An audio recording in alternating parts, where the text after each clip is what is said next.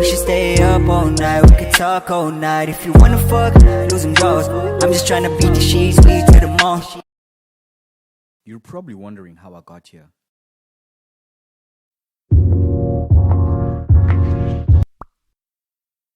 Now this is a 100% true story.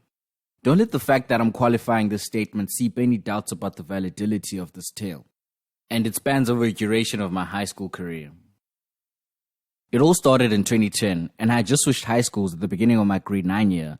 The move was a rather easy transition because I knew a lot of my primary school friends attended this high school, so getting there, I never felt like the quote-unquote new kid. This story, however, is a story about how a love triangle led to my best friend almost murdering me.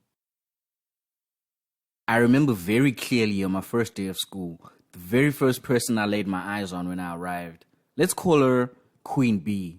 Boy, I have never crushed on anyone that quickly ever in my life before.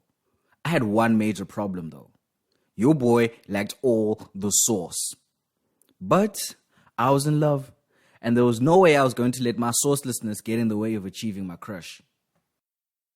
I got to school pretty early, and every day at the main entrance, Queen B would be there, maybe reading a book, going through yesterday's homework, something constructive the smartest girl in the school would do. My plan was quite simple. Make yourself noticed.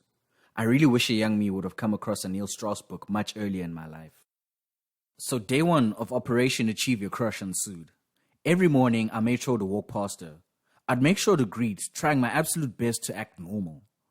This carried on for about a week until I told myself it was time for the next big step, actually talking to her. Telling you I was nervous would be a massive understatement. I finally gained the courage to actually greet by opening my mouth, and my heart was pounding. Also at this point, it had become public knowledge that I had my heart out for B. I finally introduced myself, and for the life of me, I could never be myself around her. Queen B, being the kind person that she is, noticed this and tried her best to work around it. But eventually, a few weeks into the term, it all fizzled out. Sourcelessness had prevailed. It didn't help that Queen B didn't have any social media presence whatsoever. No internet veil I could hide behind. I never stood a chance. Your boy had to charge it to the game. We'd talk every now and again, but it would always be in passing. Everything changed in the following year when B opened a Facebook account. An opportunity had finally presented itself, and I could be myself in full glory. I only had one major problem. At the end of my grade 10 year, my dad had saw fit to put me through my rite of passage. A boy was becoming a man and had no access to the outside world. I remember just after I found out I'd be going away, B and I had agreed that we'd meet up during the December holidays. I was out of town, and my journey had taken longer than what I expected it to be.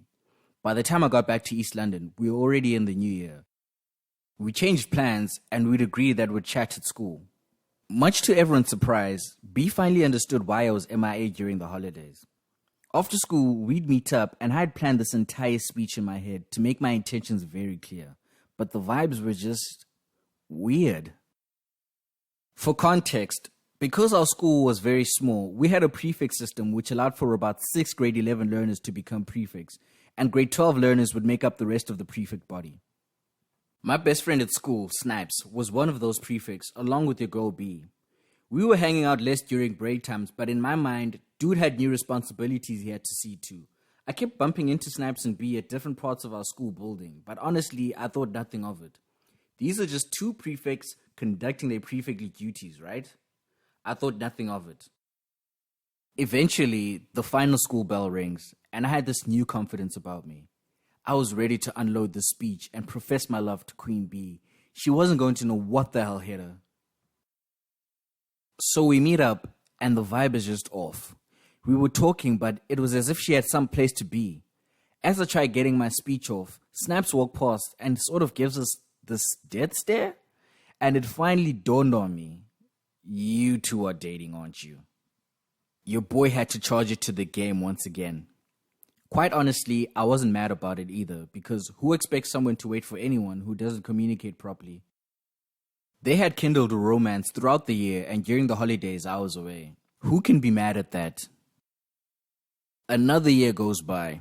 Your boy became head boy of the school, and I was dripping all the sauce. And yes, this is very important to the story. Queen Bee was the head girl, so we worked very closely together. Spoiler alert, turns out she's even cooler than I thought. We took most of the same subjects too. Although he never said anything, I could tell that Snaps was very uncomfortable about the situation, but we would never discuss it. Despite him being my best friend, the mild tension was there. It wasn't until this one day, Queen Bee and I were headed to geography, and Snaps was going to his business studies class. Now the issue with this is that these two classes were adjacent from each other.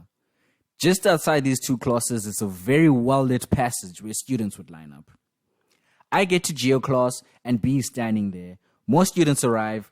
B cracks an inside joke which, looking back now, may or may have not been cool.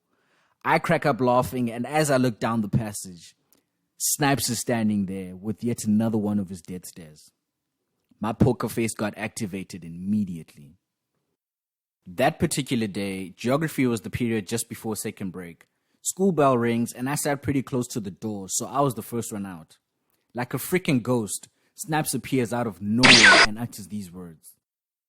"We need to talk." I was like, "Cool, dude, just let me now follow me." No emotion, no nothing on his face. We're walking down the passage and jokingly I say, "Dude, this is weird. You're not planning on jumping me or something?" Nothing but silence. A tear rolls down the side of his face. Now I start sweating. "Dude, if you're gonna beat me up, just tell me now so I can run away." If anything, Snaps was a man of honor, and he turned to me and assured me he wasn't going to beat me up. But also that was the last time he was going to tell me that. Fuck dingile. Something that I failed to mention was the fact that Snaps was an amateur gold medalist bodybuilder, held a second-in black belt in judo, and just overall, lekaka ya ikadalala. Basically what I'm trying to say is that my scrawny ass never stood a chance. As soon as we get to the third floor, B's already there waiting. My heart was pounding like a Scott Storch beat. Snaps says, "Explain." I look to B looks to me. I look to Snaps and he's looking at me and I'm thinking, okay, surely this question was presented to Queen B. Nah, son. B has her arms folded, looking at the floor. Damn, I guess I gotta take one for the team then, huh? As soon as I open my mouth, no! This guy super kicked the wall, and I'm not exaggerating when I say this. This dude shook the entire building. "You do not get to talk. What was that in the passage?" I look to B again, and yay, homegirl is not budging. Hands are folded, face down. I thought, fuck dingile ab. When this guy kicked the wall, 3 of my colleagues that were in duty in that section peeked out to see what was going on. They must have put 2 and 2 together very quickly because they went straight back to where they were and knew they didn't want those problems. Another concern of mine was how close I was standing to the window, thinking about how this guy can flag kick me out of this building at any point. While he was going on his whole spiel, I'm busy looking for escape routes and there's only one. Running isn't an option because toughies and vinyl tiles are John Terry and Steven Gerrard territory. Snap starts bawling his eyes out and I slowly start moving away from the window and the situation entirely. As I'm making my slow escape, I say, "It's very obvious you two have a lot to talk about. I'm just gonna go ahead and get out." And I slid my way out of there.